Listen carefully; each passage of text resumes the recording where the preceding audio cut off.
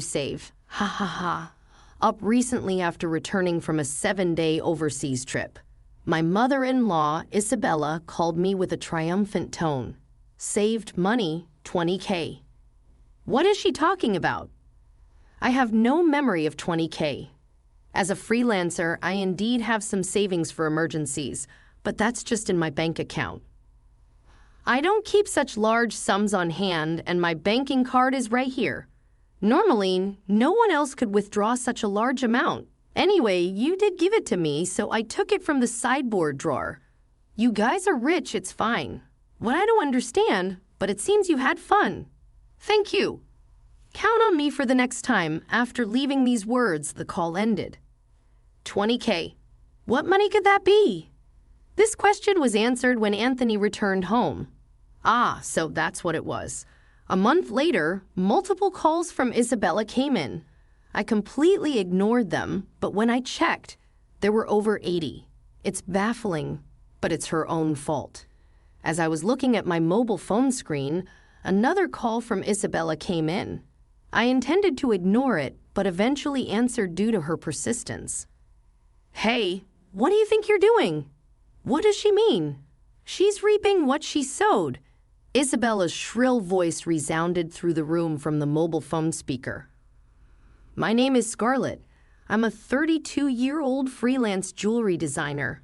I want children, but I'm too busy with work. My husband Anthony is the same age as me. He originally had a corporate job, but now he supports my work as a manager. When we married, my designer work was still sparse, and we relied on Anthony's earnings. But as I approached 30, my work stabilized, and I needed management for my schedule. It looks tough. Can I help with anything? Anthony, in a decent position at his company and expected to advance bravely, quit to become my business partner.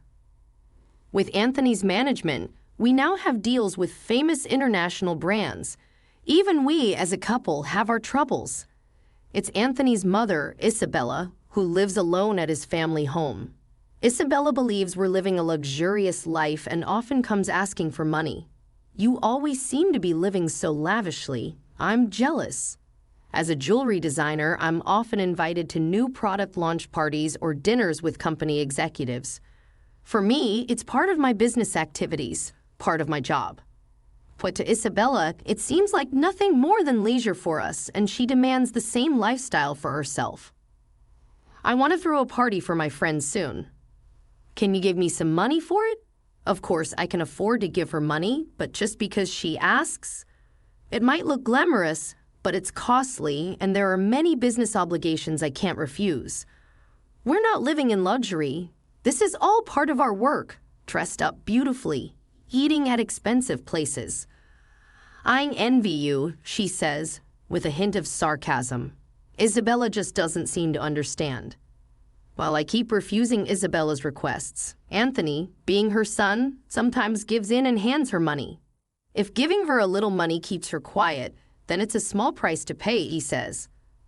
For Anthony, it's easier to give her some money than to deal with her interrupting our work. But Isabella's demands only escalate. It's left both of us at our wits' end. I want a new dress for an upcoming gathering I've been invited to. Just the other day, Isabella came over and pestered Anthony. A dress? Wouldn't a two-piece suit work? We've been asked to buy clothes before. There might be cheaper options, but what Isabella wants is certainly not cheap. It's a fancy party. Everyone will be dressed up. I can't be the only one in old clothes. Isabella makes a fuss. I think proper attire, old or new, shouldn't matter. Oh, speaking of dresses, I need a matching bag too, so I'm counting on you with that. Isabella left. Anthony had set up a credit card in Isabella's name because of her frequent money demands, telling her to use it for her expenses. At first, she overspent and got warned by Anthony, but she showed no sign of changing. Anthony asked her to at least report before making big purchases, so she began to tell us what she would buy, but it continued like this. Once she said, I found this beautiful ring and just had to buy it. Sorry for the after-the-fact notice, and the bill was astronomical. If you're going to spend like this, can you return the card? We can't afford to pay it all. The card was in Isabella's name, but Anthony was the one paying the bills. Isabella seemed to think having the card meant she could buy endlessly. A credit card isn't a magic money dispenser. What you spend must be paid for. Since the money wasn't coming directly out of her wallet, Isabella kept using the card. So Anthony decided to put a limit on her card spending. What the heck? I couldn't pay for my shopping the other day. Isabella stormed in, complaining. We're struggling with the payments because of your overspending, so we've lowered your monthly limit. It's still enough, right?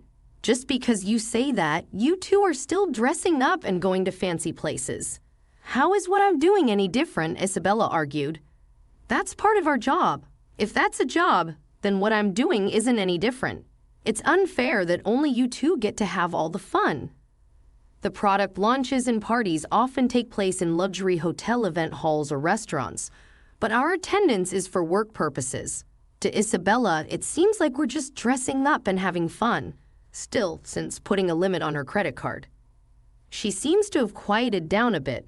Sometimes Isabella comes to our house and seems to complain about something to Anthony, but for a while, life went on without major issues.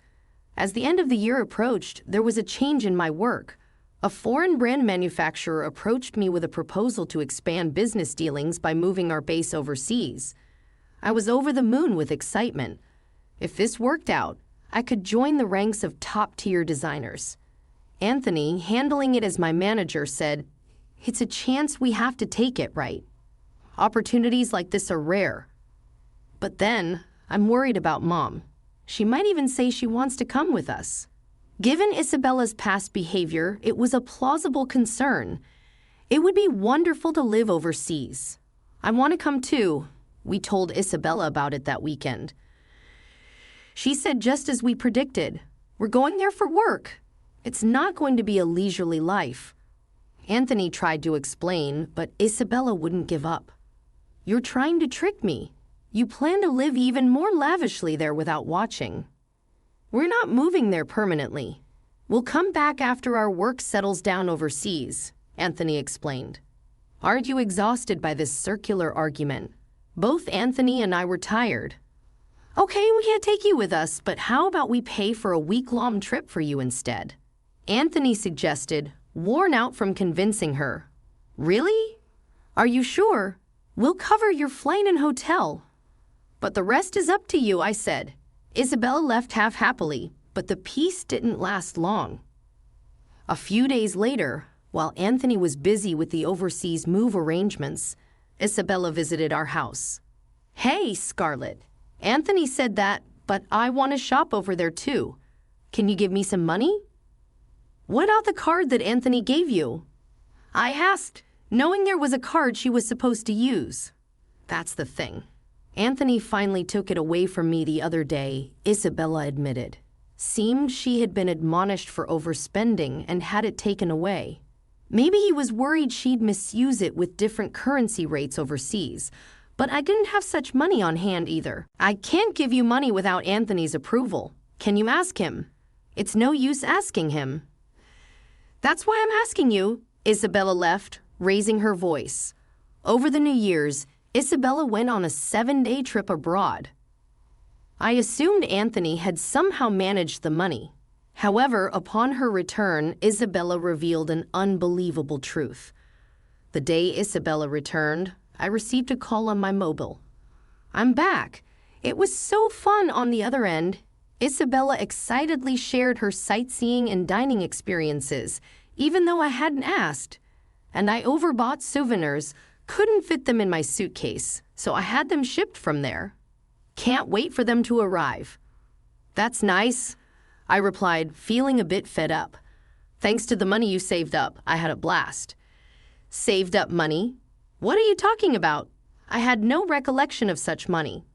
Sure, I had some savings for business emergencies, but that was in my bank account and Isabella couldn't possibly withdraw cash from it. You really didn't notice? You're surprisingly oblivious. Despite what she said, I had no memory of it. I found it in your house's sideboard drawer. $20,000?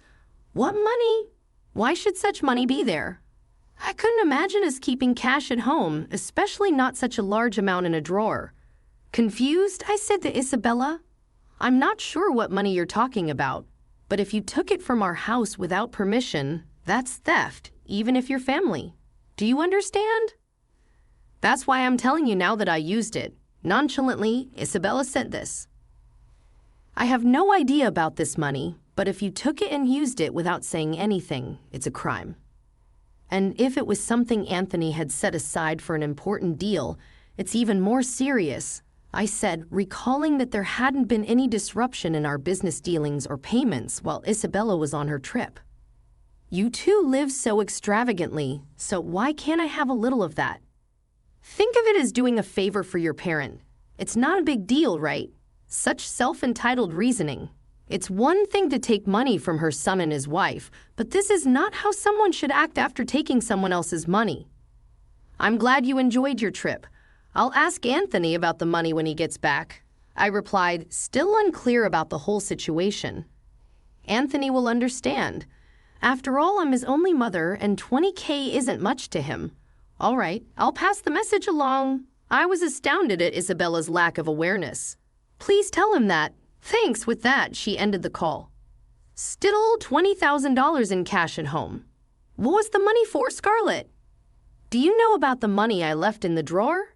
That night, Anthony returned home with a troubled look and asked me, 10 days ago, I withdrew it from my bank account. It's gone now. It was you keeping such a large sum in a drawer. Didn't you think it was careless? I needed cash immediately for an urgent payment. Do you know anything about it? It can't be that you." Anthony looked at me suspiciously. "No, today Isabella called saying thanks for the $20K. Had a blast with it." I didn't understand what she meant. What Mom did, so it was Anthony's money after all. But what was such a large amount meant for? Hey, if it wasn't for a business payment, we've been doing bank transfers for a long time, right? Why cash all of a sudden? I understood it was Anthony's money, but still didn't get the whole picture. So Mom took it without saying. Then it's her fault. What do you mean? I was still puzzled and asked Anthony back. Anthony started explaining why he had left such a large sum at home. After limiting the credit card's amount, Isabella had secretly been borrowing money from various sources. This included payment on consumer finance cards and credit cards she had secretly opened. When I found out, I took all her cards and prepared the cash to repay Isabella's ballooning debt. Although if I gave her cash, she'd spend it herself, so I planned to pay the institutions directly. A bank transfer would leave a record in our accounts. I didn't want too many records in our bank accounts for the sake of trust with our business partners and bookkeeping. That's why I decided to cash it out and pay individually. Supporting Isabella's overseas trip was like a parting gift, as we wouldn't be able to take care of her like before after moving abroad. So that's what it was. What will become of Isabella now? Debt collection notices and payment demands will probably start coming soon. But since she spent it herself, there's nothing we can do, Anthony said nonchalantly. A month passed, and why aren't you answering my calls? Isabella's voice sounded almost like a cry. I'm sorry. I've been busy with moving preparations. What's wrong? I tried to calm down and listen to what she had to say to hear Isabella's side of the story. It's not just what's wrong. They're asking for money payments almost every day. It's too much. What about Anthony? You contacted him, right? He seems to be blocking my calls. I can't get through to him at all, Scarlett. You're my only hope now. Please help me. I was surprised that Anthony would take such a drastic step with his own mother. If he had paid off Isabella's debts with the money he had prepared, the situation wouldn't have happened. It seems Isabella is now inundated with collections letters from finance companies and consumer lenders. The collections calls are nonstop, and she seems helpless to do anything about it. I had never witnessed such a scene before. It was something I thought only happened in dramas. I'll mention it to Anthony, but I can't say what he'll do. A mother in trouble, it's a son's duty to help, right? Please ask him for me. Okay, with that, the call ended. We need funds for our business expansion overseas, and we can't afford to help Isabella. Besides, it's her own fault for using the money Anthony had prepared to pay off her debts. She called you? Just ignore it. When I told Anthony about the call after he returned home tired, he dismissed it coldly. I had planned to sort things out before we left, but she wasted the opportunity herself. That's true. The money was originally intended to clear Isabella's debts. She used it for a lavish trip instead, leaving no room for excuses. Despite continued calls from Isabella, I set her number to block, just like Anthony. Though I wish I could help her, being Anthony's mother, there's nothing I can do if he's decided to ignore her. Meanwhile, the day of our move overseas was drawing closer. I had to finish packing. As I looked around the still cluttered room, I thought, apparently, Isabella ended up selling her house to pay off her debts. In addition to the $20,000 that Anthony had intended to repay, she seemed to have hidden more debts. The amount was so large that even after selling her land and house, she couldn't pay it all off. The total balance was unimaginable. Our family home, it's gone. Are you okay with that? How can I be okay? But there's nothing we can do. Anthony looked somewhat sad. Losing the house where one grew up must feel like a great loss. Having lost my parents' house early, I understood the loneliness of losing one's family. But unlike me, Anthony lost his place to return to because of his living mother. I can't even imagine how that feels. Isabella is now living in a cheap apartment, struggling to repay the remaining debts with her part-time job. At her age, it must be hard to find work. I feel a bit of sympathy for her.